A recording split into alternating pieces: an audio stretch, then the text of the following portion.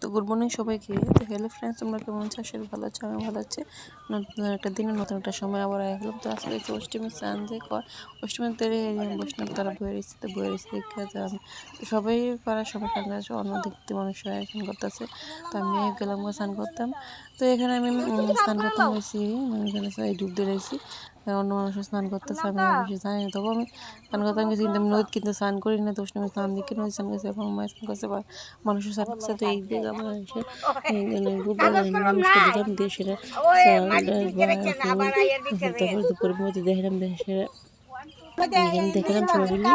তারপরে দেখে টেকে সেরা